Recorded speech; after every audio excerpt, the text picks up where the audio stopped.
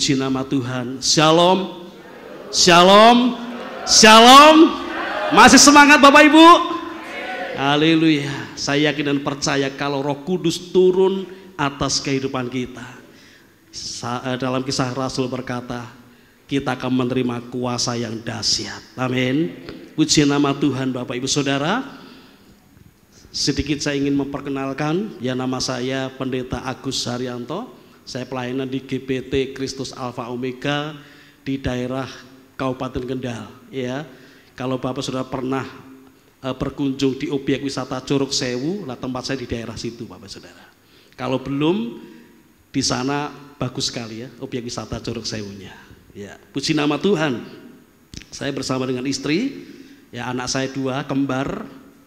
Sekarang sudah yang satu sudah lanjut S2 baru semester 2, yang satu baru besok Agustus lanjut S2 di Jogja, saudara. Itu semua karena anugerah Tuhan yang luar biasa dalam kehidupan kami. Ya, sekali lagi saya bersama dengan istri.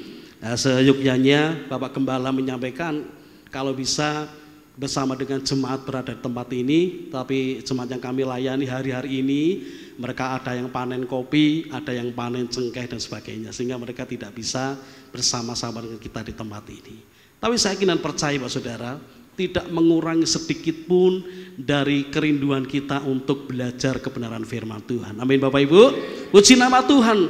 Kita akan belajar satu kebenaran firman Tuhan. Ya ini judulnya adalah mengakui total bahwa Yesus adalah anak Allah.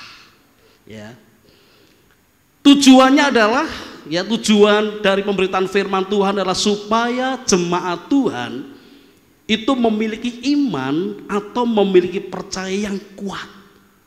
Ya, tujuan firman Tuhan saya sampaikan malam ini adalah supaya kita punya iman, punya percaya yang sangat kuat, sehingga orang percaya tidak mudah digoyahkan oleh apapun.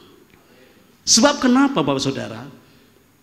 Di zaman akhir ini semakin ke depan, semakin ke depan, semakin ke depan lagi Pak Saudara, akan banyak hal-hal yang membuat iman kita itu bisa bergoncang, saudara. Dan bisa membuat kita itu nanti akhirnya bisa meninggalkan Tuhan. Nah, malam hari ini tema firman Tuhan yaitu mengakui total Yesus adalah anak Allah. Tujuannya adalah supaya nanti kita itu betul-betul diperkuat oleh Roh Kudus, sehingga iman kita itu semakin kuat, memiliki satu power yang luar biasa, sehingga apapun yang terjadi, yang kita hadapi, kita tidak akan pernah mudah digoyahkan. Amin Bapak Ibu. Puji nama Tuhan. Sebagai ayat pokok, mari kita akan membuka di dalam surat 1 Yohanes pasal 4 ayat yang kedua sampai dengan ayat yang ketiga. Surat 1 Yohanes pasal 4 ayat yang kedua sampai dengan ayat yang ketiga. Tapi hanya 3A saja saudara ya. Baik, kita akan baca bersama-sama 1 Yohanes pasal 4 ayat 2 sampai dengan 3 bagian A. Ya, kita baca bersama. Nanti hitungan kita akan mulai saudara. Sudah ketemu Ibu Bapak? Baik, kita baca bersama-sama. Demikian bunyi firman Tuhan. 2, 3. Demikianlah kita mengenal Roh Allah. Setiap roh yang mengaku bahwa Yesus Kristus telah datang sebagai manusia berasal dari Allah. Dan setiap roh yang tidak mengaku Yesus tidak berasal dari Allah. Cukup sampai di sini saudara. Nah, baru saudara kasih dalam Tuhan. Ya, next. Rasul Yohanes mengidentifikasi. Dalam ayat ini ya Rasul Yohanes mengidentifikasi siapa yang berasal dari Allah dan siapa yang tidak berasal dari Allah.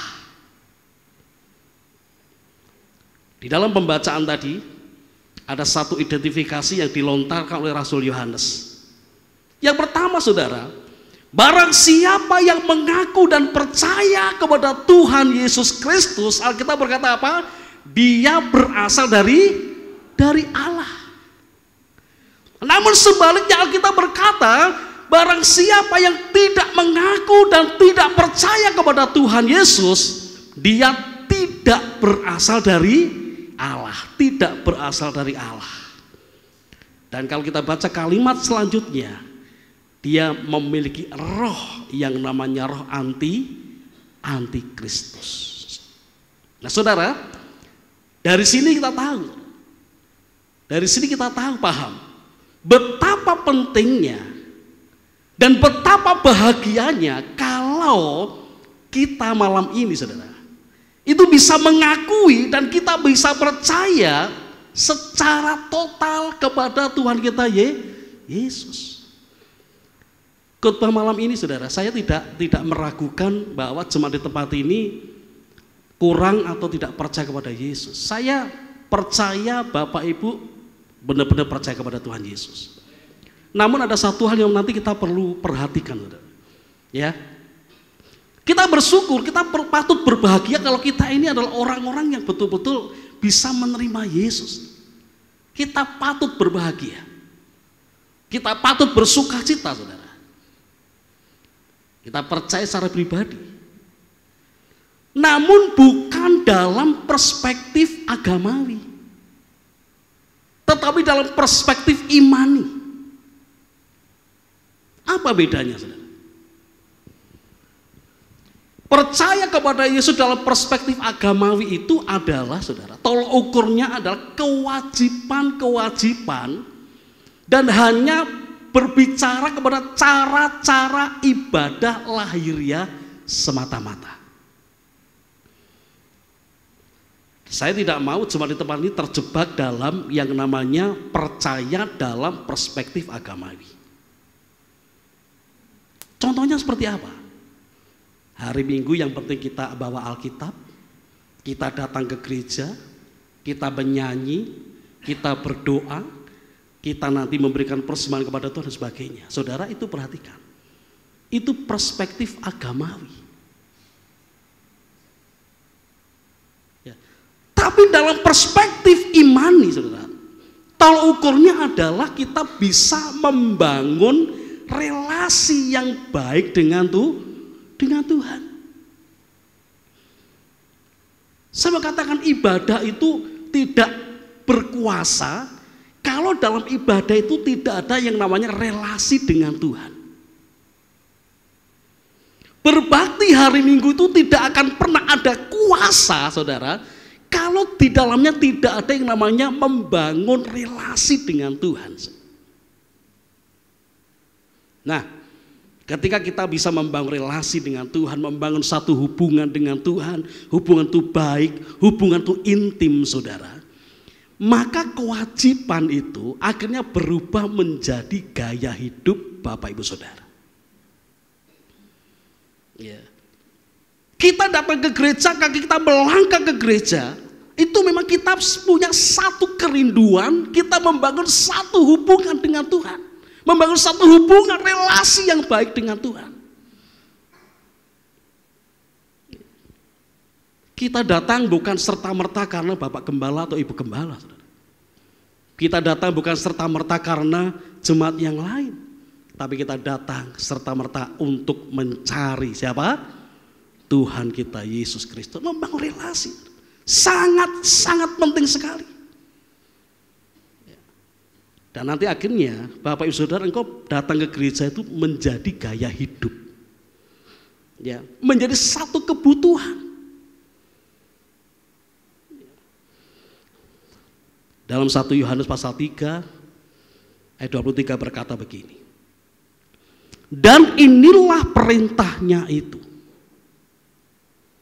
supaya kita percaya akan nama Yesus Kristus. Inilah perintah itu, supaya kita percaya akan nama Yesus Kristus. Siapa? Anak Allah. Dan kalau kalimat dilanjutkan, saudara, ketika kita bisa mengakui Yesus anak Allah, maka terjadi adalah kita bisa saling mengasihi. Itu gaya hidup, itu otomatis, nggak perlu diajar. Jadi saling mengasihi itu menjadi gaya hidup karena kita memang percaya kepada Yesus. Saudara, saya mau cerita sedikit. Di awal saya tadi katakan kita ini bersyukur ya percaya kepada Yesus. Kita bisa ngomong yang namanya Tuhan Yesus saja, itu sudah karunia, saudara. Saya punya bapak jasmani maksudnya, di Jawa Timur. Baru beberapa waktu yang lalu dia bertobat karena dia sakit stroke, saudara. Berkali-kali saya ingatkan, berkali-kali saya ngomong, Pak coba ke gereja, ayo ke gereja, kenal Yesus, sebagainya, tidak mau, saudara. Sampai ada satu titik di mana memang saya betul-betul berdoa, Tuhan, apapun cara yang Tuhan mau pakai, yang penting ini bapak saya bisa bertobat. Dia harus bayar harga. Dia kena stroke. Ya. Jadi stroke awal pandemi yang lalu, tahun 2020. Dia baru dibaptis beberapa minggu yang lalu. Tapi saudara, perhatikan. Untuk menyebut nama Yesus saja, dia butuh berminggu-minggu, saudara. Bahasa ini nggak celat, saudara. Dia masih bisa ngomong. Dia masih ngomong bisa normal. Kalau saya baca komunikasi masih nyambung, saudara. Jelas bahasanya, hurufnya juga jelas. Tapi ketika diajar memanggil nama Tuhan Yesus, butuh berminggu-minggu loh, saudara. Butuh berminggu-minggu. Jadi saya katakan, kita ini mengenal nama Yesus, itu anugerah, saudara. Amin. Itu anugerah. Maka betapa sukacitanya kita kalau kita itu mengenal Yesus sebagai anak Allah yang pernah lahir, yang pernah mati, yang pernah bangkit, dan yang pernah naik ke surga. Ini saya benar, saudara. Dia butuh berminggu-minggu hanya bisa ngomong Tuhan Yesus. Ya, bersukacitalah Bapak Saudara, kalau kita percaya kepada Yesus. Amin. Nah, kita akan belajar, saudara. Ada satu kekuatan di balik pengakuan kita kepada Yesus. Ada satu kekuatan yang mungkin selama ini kita nggak sadar. Ada satu kekuatan di balik kepercayaan kita kepada Tuhan Yesus. Kita belajar satu persatu, saudara. Yang pertama, ketika kita mengakui Yesus sebagai anak Allah dan percaya kepada Dia, maka kita akan memiliki hati yang tenang. Yang pertama, saudara. 1 Yohanes pasal 3 ayat 19. Kita buka bersama-sama. 1 Yohanes pasal 3 ayat yang ke-19. Ya, kita baca bersama-sama, hitungan ketiga Bapak Saudara. 2, 3. Demikianlah kita ketahui bahwa kita berasal dari kebenaran. Demikian pula kita boleh menenangkan hati kita di hadapan Allah. Oh, Rasul Yohanes sudah mengklaim. Dia berkata, kita berasal dari siapa? Kebenaran.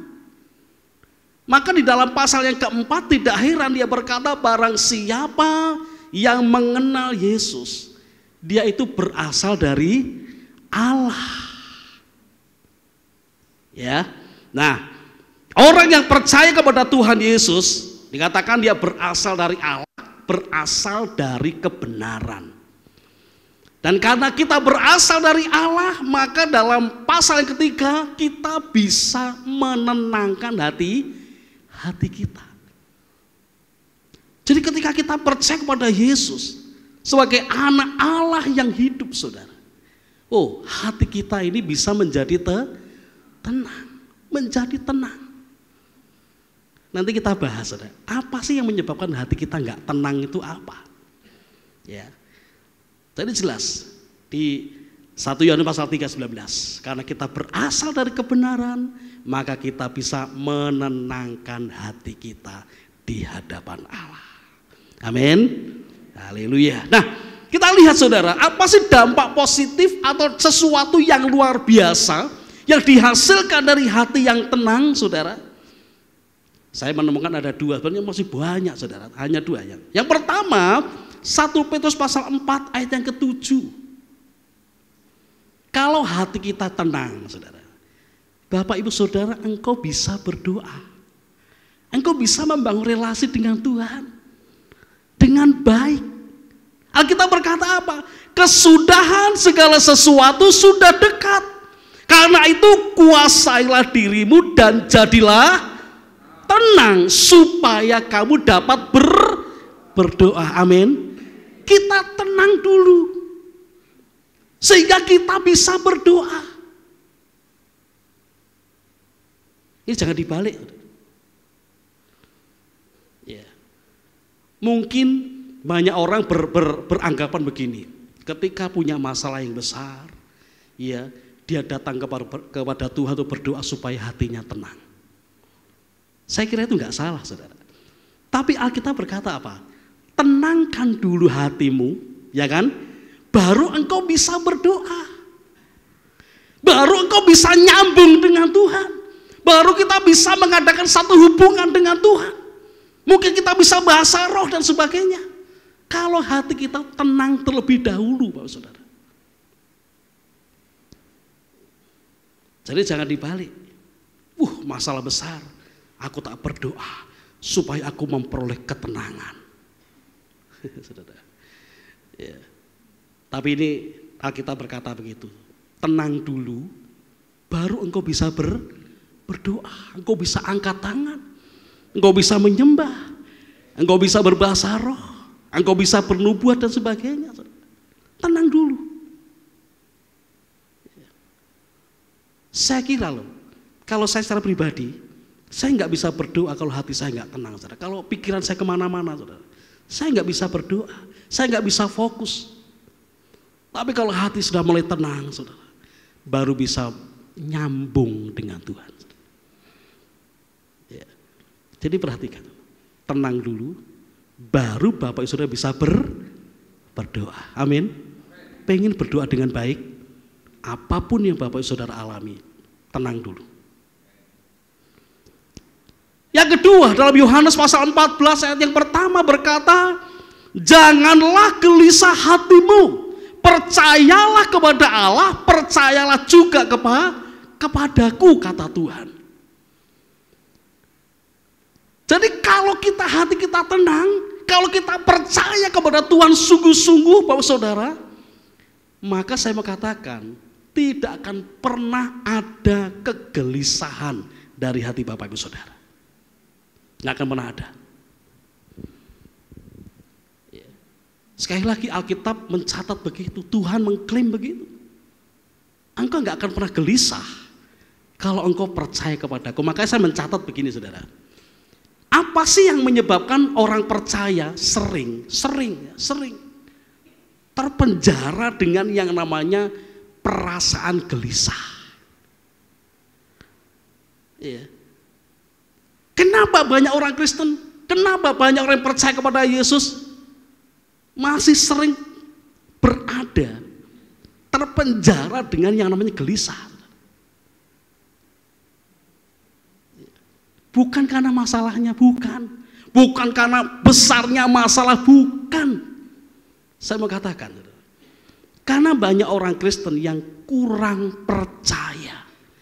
Bukan tidak, saudara, tapi kurang percaya, atau saya katakan percayanya tidak total. Percaya nggak total kepada Tuhan kita Yesus Kristus. Maka akibatnya apa? Mudah goyah, mudah goncang, mudah lemah, mudah menyerah. Dan nanti ujung-ujungnya bisa kok meninggalkan Tuhan. Jadi apa sih yang menyebabkan kita ini gelisah dalam hidup kita? Tidur gak bisa tidur, makan enak gak bisa makan enak, dan sebagainya. Kenapa? Karena kita itu kurang yakin dengan Tuhan. Percaya kita tuh gak total dengan Tuhan, saudara. Nah, saudara perhatikan. Sepulang dari tempat ini malam ini, coba kita mulai yang namanya mengadakan satu pembaruan. Aku mau percaya kepada Yesus secara total. Saya mau percaya kepada Yesus dengan maksimal. Dan saya percaya, saudara, Bapak Saudara, engkau akan hidup di dalam kekuatan yang sangat luar biasa dari Roh Kudus. Amin. Apapun tantangan kita, apapun problem masalah kita, saudara, Kalau kita percaya total dengan Yesus, saudara, tidak akan pernah mendatangkan yang namanya kegelisahan. No, tidak. Karena kita sudah percaya kepada Yesus. Jadi kekuatan di balik iman kita, kekuatan di balik percaya kita kepada Yesus, ya, akan menjadikan hati kita tenang. Saudara pengen tenang, Pak Saudara? Engkau bekerja dengan tenang, amin. Engkau membangun hubungan dengan keluarga tenang. Percayalah sungguh-sungguh dengan Tuhan kita Yesus, amin.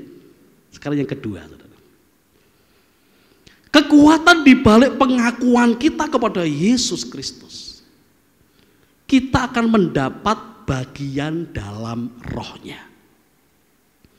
Dalam 1 Yohanes pasal 4 ayat yang ke-13. Mendapat bagian dalam rohnya. 1 Yohanes pasal 4 ayat yang ke-13. Sekali lagi kita baca bersama-sama. Hitungan kita mulai. 2, 3. Demikianlah kita ketahui bahwa kita tetap berada di dalam Allah dan Dia di dalam kita. Ia telah mengaruniakan kita mendapat bagian dalam rohnya. Mendapat bagian dalam rohnya. Amin. Ketika kita percaya kepada Yesus, saudara, kita mendapat bagian dalam rohnya. Bukankah ini kita yang nanti-nantikan, saudara? Setiap tahun ada namanya doa 10 hari Pentakosta. Kita menantikan Roh Kudus dan sebagainya. Ya. Saya membaca di dalam salah satu tafsiran. Awalnya sih saya rada bingung juga, saudara. Apa sih yang dimaksud dengan mendapat bagian dalam rohnya? Seperti apa gambaran mendapat bagian dalam rohnya itu, saudara? Nah, ketika saya membaca dalam tafsiran, saudara, namanya tafsiran itu ya ada benarnya juga, tapi juga masih bisa dipertanyakan sebagainya. Nah, saya baca dalam tafsiran begini, tidak berarti bahwa kita memperoleh sebagian dari oknum Tritunggal, bukan. Tetapi bahwa kita menerima sebagian dari sejumlah besar karunia-Nya. Bukan menerima bagian dalam pribadi Allah yang ketiga, Roh Kudus, bukan. Tetapi kita menerima sebagian dari karunia-Nya. Nah, saudara. Nah, ternyata Bapak Saudara, ini bukan berbicara tentang 9 buah karunia Roh Kudus, bukan. Sekalipun berbicara tentang sebagian dari karunia-Nya, tapi bukan berbicara 9 buah roh yang tercatat di dalam 1 Korintus pasal 12, bukan. Ketika saya mempersiapkan ini, saya tulis 9 buah roh dalam 1 Korintus pasal 12, 8-10. Di situ tercatat begini, 9 buah roh itu berfungsi, berguna untuk menguatkan orang lain, membangun orang lain, membangun jemaat, membangun gereja, menguatkan iman orang lain. 9 buah roh. Makanya ada karunia bernubuat, ada karunia menyembuhkan, ada bahasa roh, ada karunia iman, ada bahasa hikmat dan sebagainya, membangun jemaat. Nah, sekarang pertanyaannya, kalau semua itu untuk membangun jemaat, dengan apa kita bisa dibangun ini, saudara? Nah, saya menemukan di dalam Yohanes pasal 16 ayat 13, ini salah satu karunia Roh Kudus yang luar biasa. Yohanes 16 ayat yang ke-13. Saya bacakan buat Bapak Ibu Saudara. Demikian bunyi firman Tuhan. Tetapi apabila Ia datang, yaitu Roh kebenaran, Ia akan memimpin kamu ke dalam seluruh kebenaran. Sebab Ia tidak akan berkata-kata dari dirinya sendiri, Tetapi segala sesuatu yang didengarnya itulah yang akan dikatakannya. Dan ia akan memberitakan kepadamu hal-hal yang akan datang. Jadi salah satu karunia Roh Kudus yang membangun diri kita secara pribadi. Dalam Yohanes pasal 16 dikatakan bahwa roh kebenaran itu akan memimpin Bapak Ibu Saudara, akan memimpin saya kepada seluruh kebenaran. Dan saya merenungkan, ini karunia yang tidak main-main, saudara. Ini karunia dibutuhkan oleh semua orang percaya. Di mana Roh Kudus memimpin kita kepada seluruh kebenaran. Bukankah Tuhan pengen kita hidup dalam kebenaran? Amin, Bapak Saudara. Bukankah Tuhan pengen kita hidup dalam kebenaran? Pertanyaannya, bagaimana kita bisa sampai dalam hidup penuh dengan kebenaran? Roh Kudus yang memimpin kita, yang membimbing kita.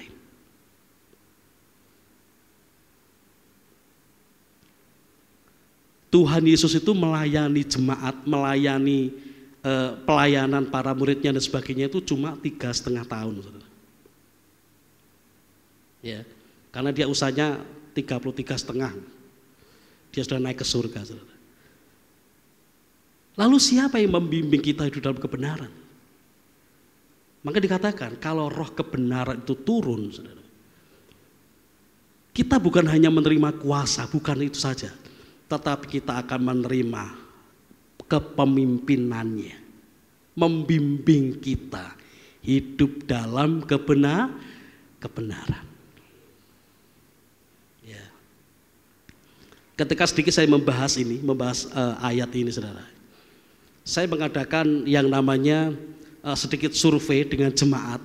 Ya, pada waktu ibadah umum seperti ini, saya menanyakan begini: pernahkah dalam hati Bapak Ibu Saudara itu ada satu suara, ya, yang memimpin kita itu untuk hidup dalam ketaatan akan firman Tuhan?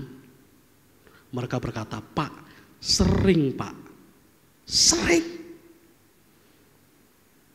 Ketika hari Minggu pagi berasa secara jasmani nggak mau ke gereja, ada satu kata, satu kalimat di dalam hati, ayo kamu ke gereja, kamu ke gereja. Saya mau katakan, ketahuilah Bapak Saudara, sebenarnya itu adalah suara Roh Kudus yang akan memimpin kamu dalam kebenaran. Makanya kalau Ibrani, kalau Bapak Saudara baca, dikatakan begini, kalau Roh Kudus itu berkata-kata, jangan keraskan hatimu. Roh Kuduslah yang memimpin Bapak Ibu Saudara hidup dalam kebenaran. Amin. Jadi jangan tolak Roh Kudus, jangan keraskan hati. Ibrani berkata ini berkali-kali. Kalau Roh itu berkata-kata, berbicara dalam hati kita, jangan keraskan hatimu. Ya.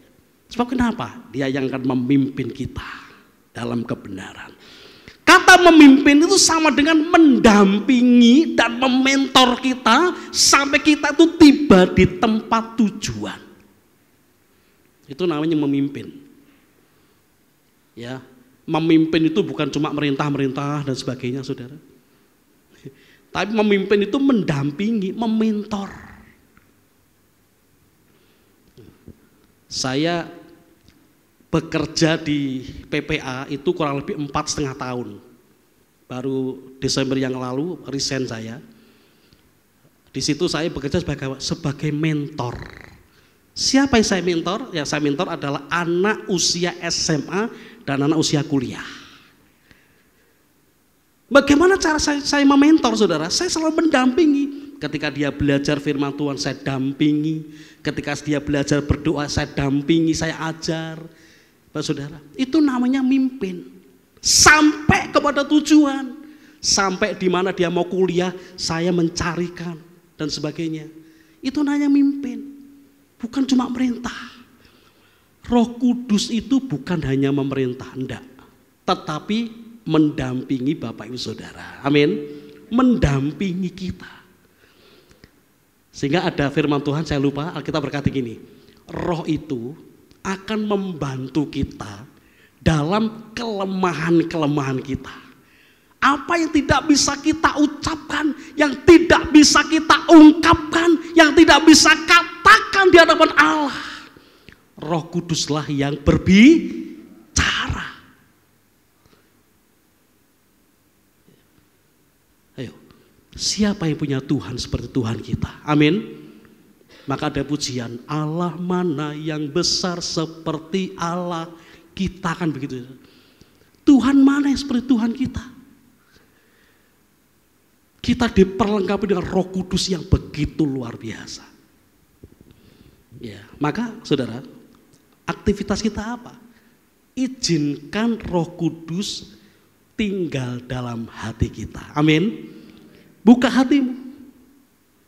Katakan, Roh Kudus, ini hatiku. Bertahta dalam hatiku. Pimpin hidupku. Bimbing hidupku. Aku mau berjalan bersama dengan Engkau. Aku mau terus mendengar perkataan-perkataan. Saya yakin dan percaya, kalau kita sampai pada titik seperti ini, kita memiliki iman yang luar biasa di hadapan Tuhan. Amin, saudara. Buka hatimu.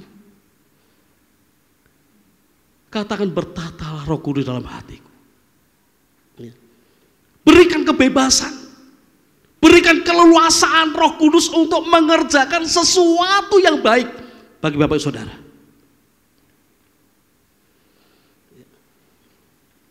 Tadi malam di tempat kami ada ibadah rumah tangga. Salah satu jemaat punya kesaksian begini. Dia sedang punya problem. Dia bersaksi seperti ini, Pak, hari ini saya harusnya ngamuk. Hari ini saya harusnya marah. Saya punya hak untuk marah. Saya punya hak untuk ngamuk. Tetapi saya ingat kebenaran. Dan saya katakan, ini salah satu contoh bagaimana kita dipimpin oleh Roh Kudus. Memang kita punya hak untuk hidup semau kita kok, saudara. Kita punya hak. Tapi kalau kita mau hidup dalam kebenaran, minta Roh Kudus tinggal dalam hatimu, berikan kebebasan kepadanya untuk membimbing dan memimpin Bapak Saudara. Saya mau katakan, engkau menjadi jemaat Tuhan yang sangat luar biasa. Amin. Menjadi jemaat yang sangat luar biasa kalau Roh Kudus memimpin dalam hidup kita. Pertanyaan selanjutnya, kalau Roh Kudus tidak tinggal dalam hati kita, saudara. Roma 8:9. Ini keras ya. Rasul Paulus berbicara kepada jemaat di Roma. Tetapi kamu tidak hidup dalam daging, melainkan dalam roh, jika memang roh Allah diam di dalam kamu. Tetapi jika orang tidak memiliki roh Kristus, dikatakan apa? Ia bukan milik Kristus, bukan milik Kristus. Kalau Roh Kudus tinggal dalam hati kita, saudara, itu artinya memang kita menjadi milik Kristus dan tidak mungkin kita hidup dalam pengaruh kedagingan. Karena roh yang menguasai hidup kita. Mau tetap menjadi milik Kristus, Bapak Saudara? Amin. Yo, sekali lagi undang Roh Kudus tinggal dalam hatimu. Dan kalau tinggal dalam hatimu, jangan kau kotori lagi, jangan. Buatlah Roh Kudus betah tinggal dalam hatimu. Mungkin kita bertanya-tanya sekarang dalam hati kita, Pak, kalau Roh Kudus sudah tinggal dalam hati kita, apakah Roh Kudus bisa meninggalkan kita? Saya mengatakan, oh sangat bisa sekali. Sangat bisa sekali. Kalau Roh Kudus tinggal dalam hati kita dan kita tidak menjaga dengan baik, saudara, jangan anggap Roh Kudus kekal kekal dalam hati kita, enggak. Dia bisa meninggalkan kita. Contohnya siapa? Saul. Kurang apa Saul? Diurapi begitu luar biasa. Tetapi ketika sedikit dia melawan Tuhan, Alkitab berkata apa? Roh itu meninggalkan Saul. Dan kalau sudah meninggalkan Saul, saudara, kalau kita lihat kisah hidup selanjutnya, maka hidupnya itu amburadul, benar. Kenapa? Tidak dalam pimpinan Roh Kudus. Tidak dalam Roh Kudus. Hidupnya mesti sembarangan, mesti sembarangan. Pasti. Kita bersyukur Roh Kudus tinggal dalam hati kita. Amin. Sehingga hidup panjenengan dan saya enggak sembarangan lagi. Maka jaga baik-baik hidup kita, jaga baik-baik hati kita. Yang terakhir, saudara, kekuatan di balik kepercayaan kita. Kita memiliki kekuatan kesaksian. Wah, kalau kita percaya kepada Yesus, kita punya kekuatan kesaksian. Ya. 1 Yohanes pasal 5 ayat 10 sampai dengan 12. Saya baca buat Bapak Ibu Saudara ya. Demikian. Barang siapa percaya kepada Anak Allah, ia mempunyai kesaksian itu di dalam dirinya. Barang siapa tidak percaya kepada Allah, ia membuat dia menjadi pendusta. Karena ia tidak percaya akan kesaksian yang diberikan Allah tentang Anaknya. Dan inilah kesaksian itu, Allah telah mengaruniakan hidup yang kekal kepada kita, dan hidup itu ada di dalam Anaknya. Barang siapa memiliki anak, ia memiliki hidup. Barang siapa tidak memiliki anak, ia tidak memiliki hidup. Jadi kekuatan power di balik pengakuan kita bahwa Yesus Kristus adalah Anak Allah, kita memiliki kekuatan kesaksian. Ketika saya menyelidiki surat Yohanes ini, ya, ini memang pesan dari Bapak Ibu Gembala, Bapak Gembala di tempat ini, ekspos ya, di 1 Yohanes pasal 4. Saya baca berulang-ulang, saya baca berulang-ulang. Kalau nama ekspos itu koyone kok enggak di satu pasal tok. Saya ini gitu dalam hati saya cari teks sebelum pasal 4 dan setelah pasal 4.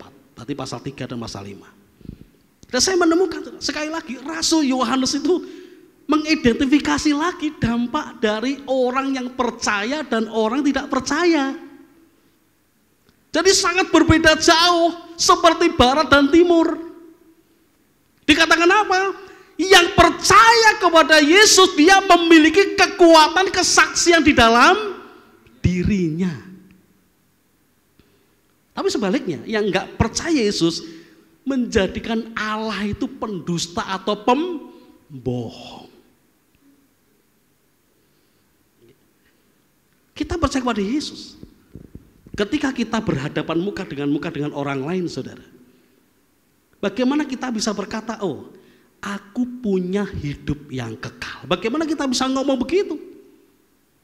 Kalau kita nggak percaya kepada Yesus. Kita bisa ngomong, kita berani bersaksi bahwa aku ini orang percaya. Dalam Yohanes pasal 3:16, aku memiliki potensi untuk memiliki hidup yang kekal karena aku percaya Yesus sebagai Anak Allah. Lalu kalau kita nggak percaya, bagaimana kita bisa bersaksi? Kalau kita nggak percaya, saudara, bagaimana kita bisa ngomong kalau kita satu kelak nanti kita akan memperoleh hidup yang kekal? Nggak mungkin, saudara. Kita bisa ngomong begitu karena kita percaya kepada Yesus. Dan roh yang tinggal dalam hati kita ini yang memperkuat kesaksian itu, saudara. Amin. Jadi bagaimana kita bisa ngomong dengan orang lain kalau kita mendapatkan hidup yang kekal? Kalau kita nggak percaya. Maka malam ini, saudara, ada dua hal yang perlu kita kerjakan. Yang pertama, saudara, minta Roh Kudus tinggal dalam hati panjenengan. Roh Kudus bertahan dalam hatiku Tuhan. Engkau pimpin aku. Dan yang kedua saudara, ya, kita perlu memperbaharui percaya kita kepada Yesus. Saya tidak mau percaya kita itu hanya perspektif agamawi. Kalau agamawi itu sedikit punya masalah dia pergi saudara. Tapi kalau imani dia punya relasi yang kuat dengan Tuhan, apa yang dihadapi tidak akan pernah berpengaruh apapun dalam hidup kita. Justru kita akan semakin kuat. Maka inilah kesaksian itu. Kesaksian apa saudara? Allah memberikan hidup yang kekal. Amin saudara. Allah memberikan hidup yang kekal. Saya mau tanya, ini masuk YouTube enggak Pak? Saya akan menutup satu kesaksian. Ini benar ya, ini benar terjadi. 1 minggu yang lalu, belum 1 minggu yang lalu ya. 4 hari yang lalu kakak keponakan saya di Jawa Timur itu meninggal dunia, baru umur kurang lebih 50, kena jantung koroner. Baru umur 50, saya umur 47, selisih 3 tahun dengan saya.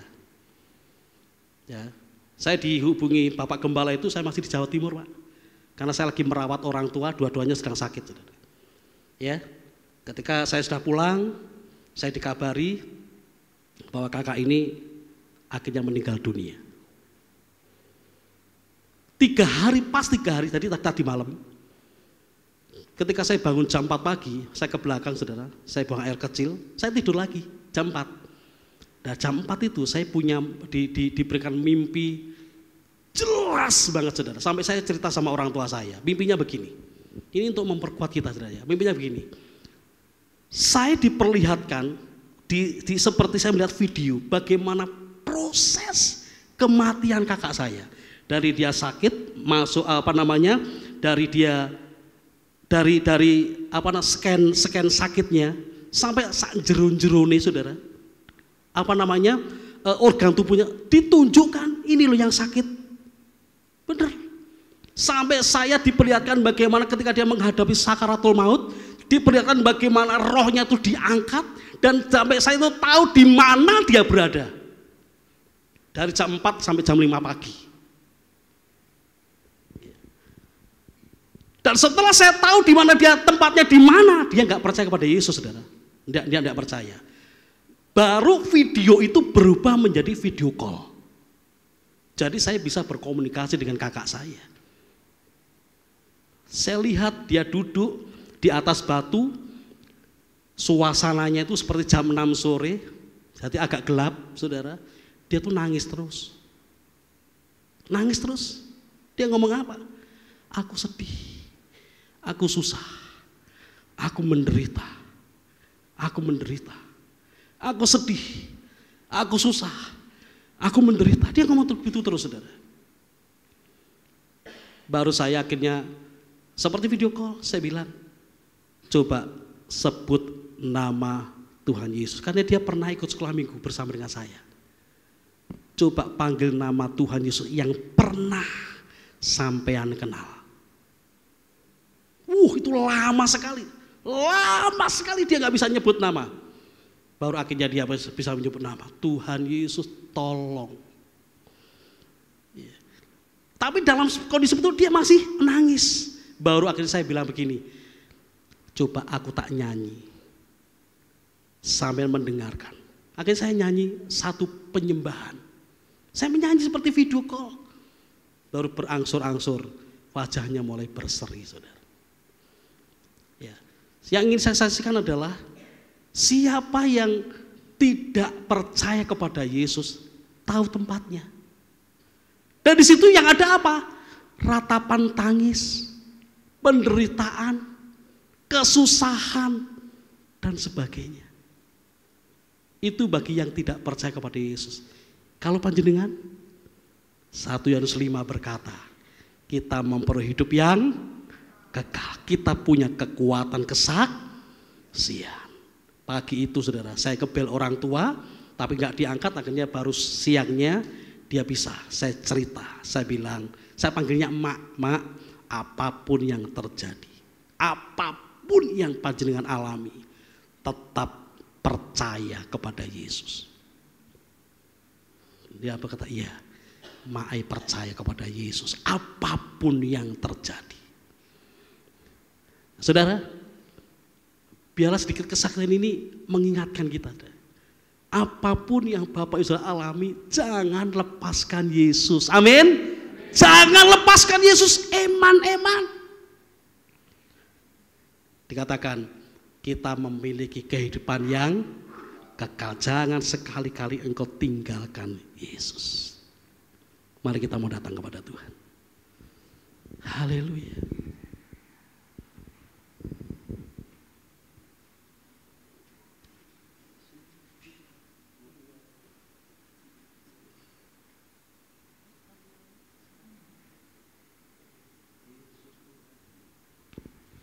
Kita bangkit berdiri bersama-sama.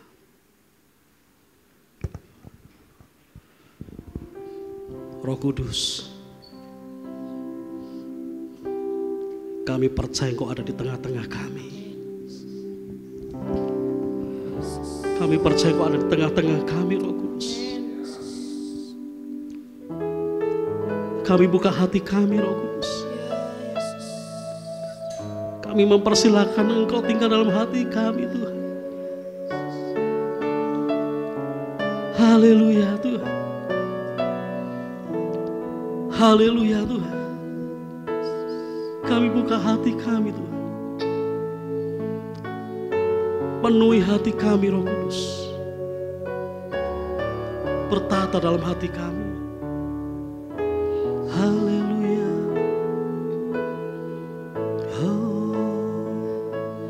Haleluya. Hinarama sakarata kadara. Hinarama sakarata karala bala bala bala.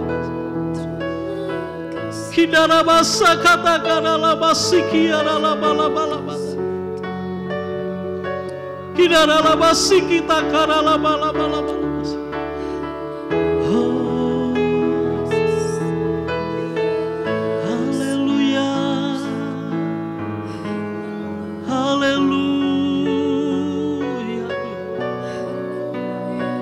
Terima kasih Tuhan.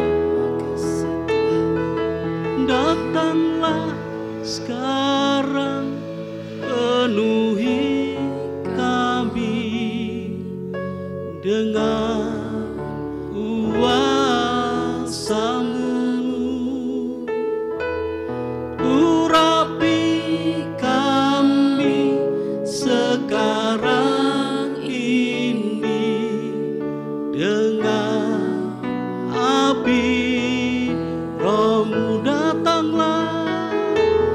Datanglah sekarang, penuhi kami dengan kuasa-Mu.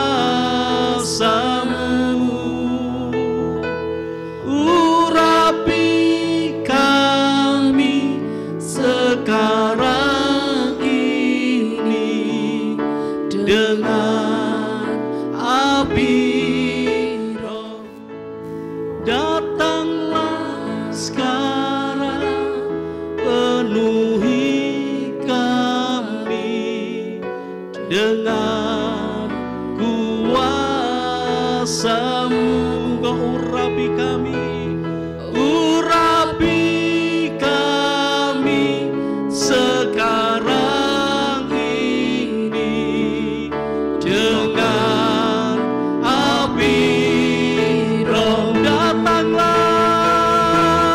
Datanglah sekarang, penuhi kami dengan kuasa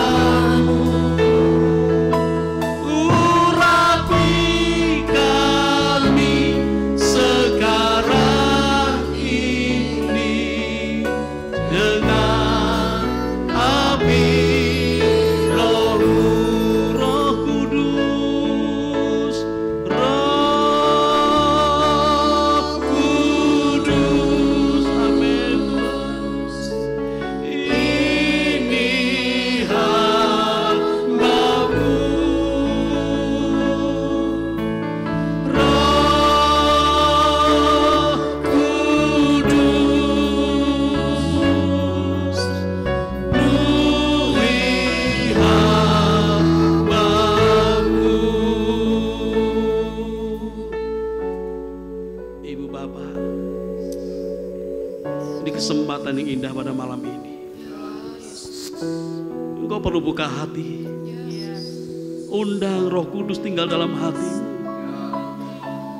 Undang Roh Kudus tinggal dan berkuasa. Dan engkau perlu memberikan kebebasan untuk dia bekerja. Hinara masa kata kara lama lama lama lama. Hidata kara masih kiada lama lama. Hidata lama lama masih kita kara lama lama lama tak kara lama lama lama lama. Hidata lama lama lama masih kita kara lama lama lama. Hidata lama masih kita kara lama lama lama. Hidata masa kata kara lama lama lama. Hidata masih kita kara lama lama lama tak kara lama lama. Hidata lama masih kita kara lama lama lama. Mari kita sembah. Mari kita sembah dia. Kita undang Roh Kudus. Kita buka hati kita. Kita buka hati kita. Buka hatimu. Roh Kudus mempertahta dalam hatimu. Tidak lama masuk. Tidak lama. Tidak lama masuk. Kita kada lama. Jesus.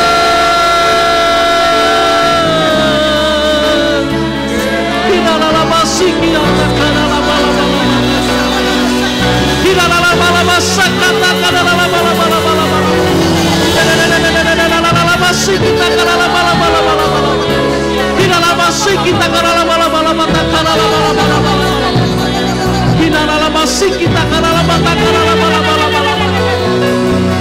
Tidak lama sih kita kada lama. Tidak lama sih kita kada lama. Kita lama sakara masih kita lama. Oh haleluya. Tidak lama sakara lama. Tidak lama sakara lama. Hakna tak sakara lama. Tidak lama sih kita lama.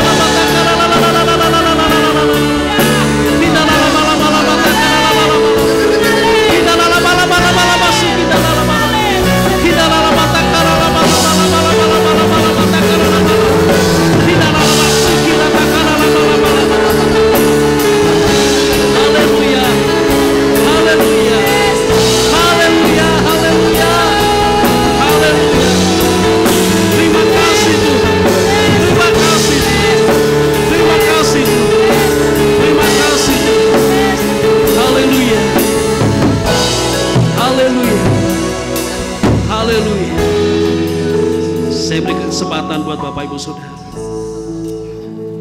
Engkau yang mau membuka hati buat Roh Kudus. Mungkin kau selama ini nggak tahu. Mungkin kau selama ini nggak paham bahwa Roh Kudus pengen tinggal dalam hatimu. Tapi engkau masih menutup hatimu.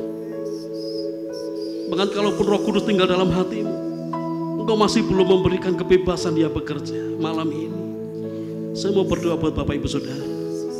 Engkau yang mungkin mengalami hal seperti ini, engkau boleh angkat tangan kananmu, saudara. Atau yang kedua, kalau mungkin hari-hari ini problem masalah yang mungkin sangat berat yang kita hadapi, akhirnya membuat kita kurang yakin kepada Tuhan, akhirnya membuat kita kurang percaya, bahkan mungkin kita kurang respect dengan Tuhan. Kita perlu memperbarui iman kita di hadapan Tuhan malam ini, saudara. Sehingga kau pulang dari tempat ini nanti, engkau menjadi jemaat yang penuh dengan kemenangan. Amin. Amin. Yes. Jikalau ada di antara Bapak Saudara engkau yang mengalami hal seperti ini, engkau boleh angkat tangan kanan. Haleluya. Yesus.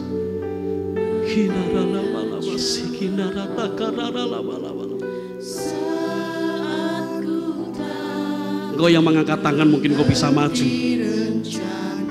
Engkau bisa maju. Saya akan doakan buat Bapak Ibu Saudara, supaya malam ini kau dipenuhi dengan Roh Kudus. Haleluya Tuhan. Pengharapanku hanya padamu. Saat ku tak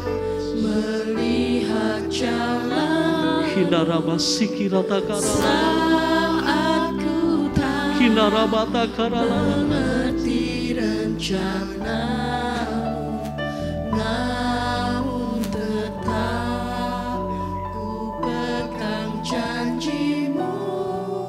Haleluya. Harapanku hanya padamu. Untuk yang wanita mungkin istri saya bisa membantu mendoakan. Haleluya.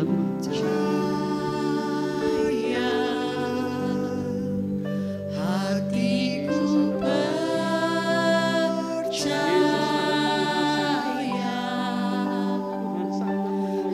hatiku percaya,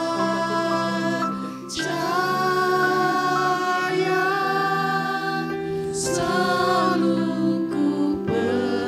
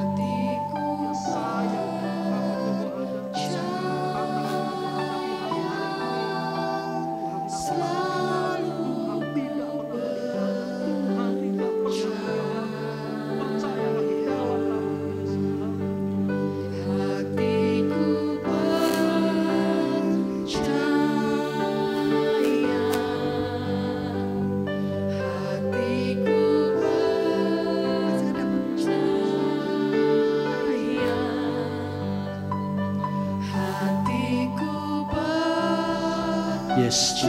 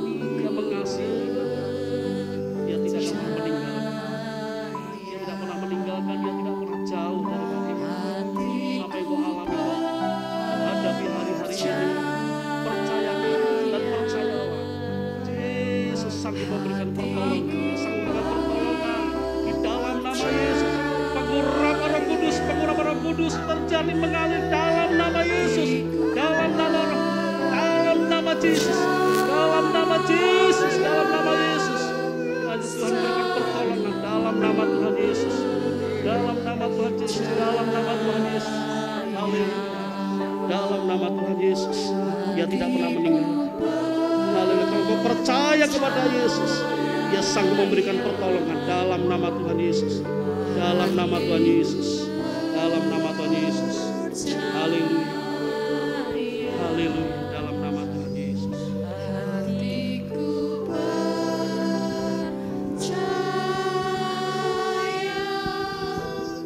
Selalu ku percaya,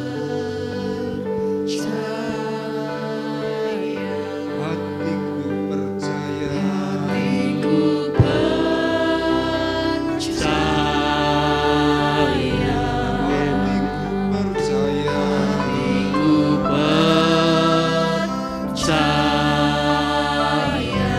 hatiku percaya, ku percaya, selalu ku percaya.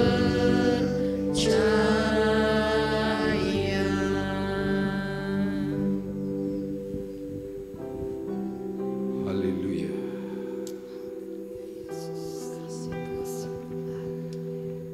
Firman Tuhan malam hari ini memberikan sebuah kepastian sesuai dengan apa yang Tuhan katakan. Barang siapa percaya kepada Yesus Kristus Tuhan, orang itu akan memasuki hidup yang kekal.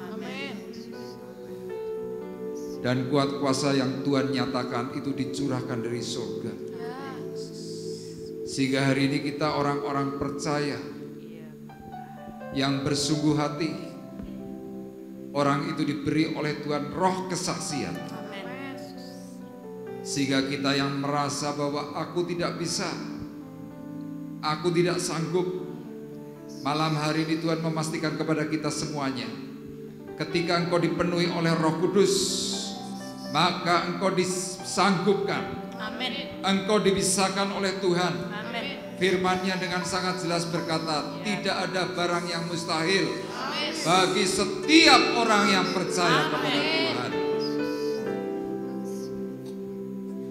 Mari bersama-sama, engkau yang sedang mengalami himpitan masalah, engkau yang sedang berkata, Tuhan, aku tidak memiliki jalan keluar. Hari ini mari bersama-sama dengan iman percayamu, kita mau katakan kembali pujian ini di hadapan Tuhan. Saat ku tak melihat jalanmu, saat ku tak mengerti rencanamu, namun tetap ku pegang janjimu, berharap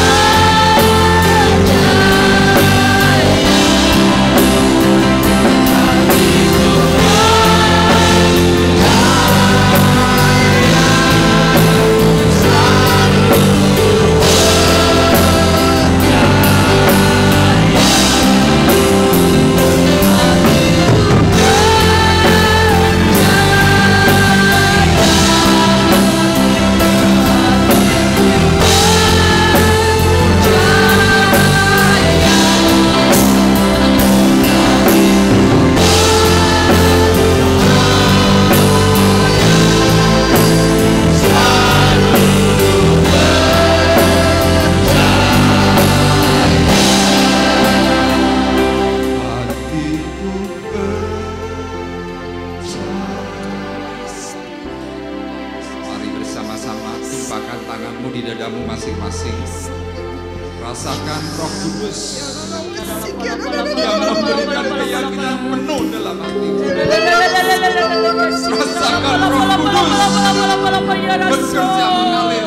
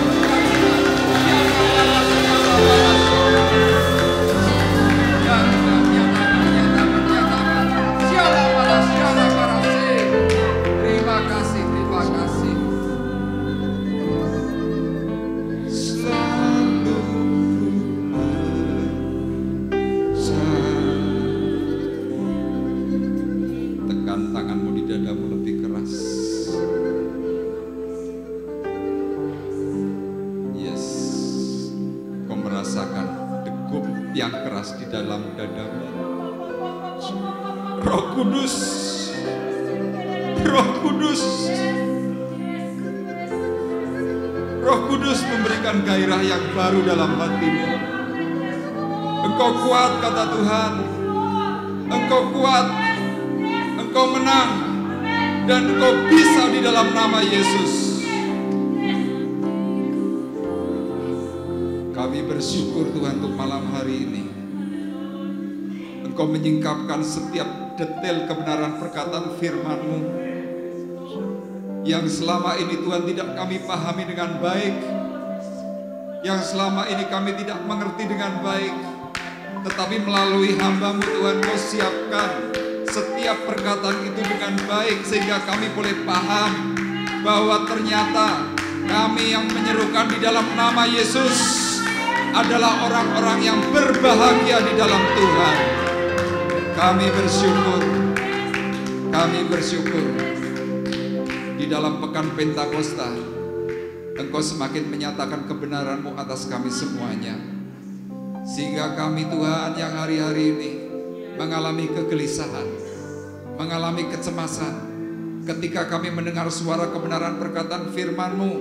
Hari ini hati kami semuanya tenang, kami teduh, dan kami yakin kami bisa berdoa di hadapan Tuhan. Terima kasih Tuhan, terima kasih. Berkati hamba-Mu Tuhan yang sudah memberkati kami, berkati istrinya, berkati kehidupan anak-anaknya.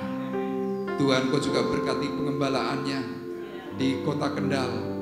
Tuhan, kami percaya Engkau akan terus tambah-tambahkan hikmat, tambah-tambahkan pengertian atas hamba-Mu ini, sehingga Tuhan penjangkauan jiwa-jiwa di sekitar kota Kendal, di sekitar tempat di mana dia berada, Tuhan akan kirimkan dengan cara-cara yang ajaib, sehingga gereja-Mu bertumbuh. Amen. Gereja-Mu mempermuliakan nama-Mu. Amen. Dan kami yakin percaya Tuhan, kehidupan anak-anaknya pun semakin diberkati oleh Tuhan. Amen. Untuk boleh menjadi hamba yang taat, Amen. hamba yang setia di hadapan Ya. Tuhan. Terima kasih Bapa di surga. Hamba-Mu juga bersyukur untuk seluruh sidang jemaat yang hadir. Biarlah Tuhan malam hari ini menjadi satu momentum yang baik. Amen. Kami boleh mengalami terobosan. Amen. Kami boleh kembali mengalami kegairahan. Sehingga saat esok Tuhan kami datang kembali di tempat ini. Tuhan, berkat yang sudah disediakan oleh Tuhan melalui suara kebenaran perkataan hamba-Mu, Tuhan, Kau nyatakan esok sore di tempat ini. Kami percaya lawatan Tuhan yang ajaib akan semakin terjadi di tempat ini, dan nama-Mu Tuhan yang akan dipuji dan dipermuliakan. Terima kasih Bapa di surga. Sebentar kami hendak berpisah satu dengan yang lain. Sebelum kami berpisah Tuhan, hamba-Mu berdoa untuk berkat makanan minuman yang sudah disediakan. Kiranya Engkau kuduskan, sucikan, menjadi kekuatan dan kesehatan atas kami semuanya. Tuhan, Engkau juga berkati akan sidang jemaat-Mu yang sudah berbagi kasih di dalam perjamuan kasih yang diadakan malam hari ini. Kami percaya Tuhan, Engkau Allah tidak pernah berhutang. Untuk itu Engkau akan kembalikan berkali lipat dari apa yang sudah ditabur. Dan kami percaya Tuhan, ketika mereka mengalami berkat-berkat yang ilahi, maka berkat itu pun akan semakin berkembang untuk menjadi berkat bagi orang lain. Terima kasih Bapa di sorga. Kami juga malam hari ini berdoa secara khusus Tuhan untuk saudari kami Rosa yang sedang mengalami kelemahan tubuh karena sakit. Kiranya Tuhan jamah, Tuhan tolong, Tuhan sembuhkan. Untuk esok Tuhan dia boleh kembali bersama-sama kami melayani Engkau di tempat ini. Dan tiba saatnya Tuhan, sekarang kami mau berpisah. Kami mengangkat hati, kami mengangkat tangan kami di hadapan Tuhan. Sidang jemaat Tuhan terkasih, marilah kita bersama-sama pulang dengan membawa berkat damai sejahtera Allah Bapa di surga. Pulanglah dengan membawa kasih karunia Tuhan Yesus Kristus. Di dalam persekutuan Roh Kudus, Tuhan memberkati kita semuanya. Mulai dari malam hari ini sampai Maranatha datang yang kedua kali. Di dalam berkat nama Tuhan Yesus Kristus kami sudah berdoa dan mengucapkan syukur kami. Dan kita semua yang diberkati oleh Tuhan bersama-sama berkata, amin. Kita beri sorak-sorai yang meriah kepada Tuhan kita. Haleluya. Amin.